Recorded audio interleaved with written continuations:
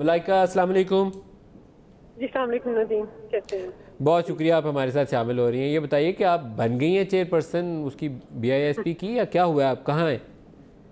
Ji Nadeem, this is अब मैं क्या कह सकती हूँ, इतना फॉल्स प्रोपेगेंडा सोशल मीडिया पर चला है on this issue despite my clarification. मैंने ट्वीट करके क्लैरिफाई भी किया, फवाद चौधरी साहब ने भी ट्वीट किया, फिर शरिया अफरीदी जो हमारी इंटीरियर मिनिस्टर, उन्होंने भी एक्शन लिया इस इशू पे। I mean you know, a series of clarifications. Despite that, there are people still today on Twitter saying कि जी जुल्फी बुखारी की बहन है। मैंने categorically कहा that I am not related to him.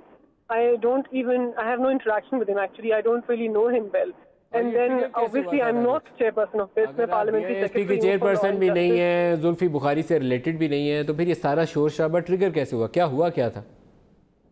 I don't know. I mean, there was a false notification as far as I know, जिसके अंदर falls FIA and the Interior notification? Ministry is looking into it. एक notification social media पे surface की जिसमें मेरा नाम था, and I have no idea कि notification कहाँ से आई है। उसके बाद a series of allegations कि जी मैं उनसे related हूँ, nepotism है PTI में, यहाँ अपने खानदान के लोगों को, दोस्तों की बहनों को नवाजा जा रहा है। And you know, it just went on for 3 days and it was the most painful 3 days for me. I am telling you, despite a robust law in place, which we need to strengthen more, I think, in light of this, I was harassed, named, shamed on social media. And I don't think any woman or any person should be put through this, you know.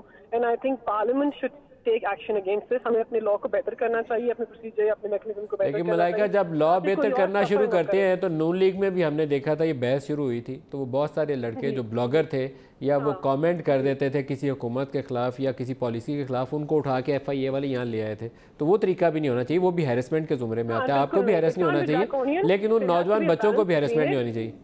जी बिल्कुल, it can't be draconian. We have to strike a balance between freedom of speech and harassing people. It is a fine balance, I tell you. बहुत fine balance है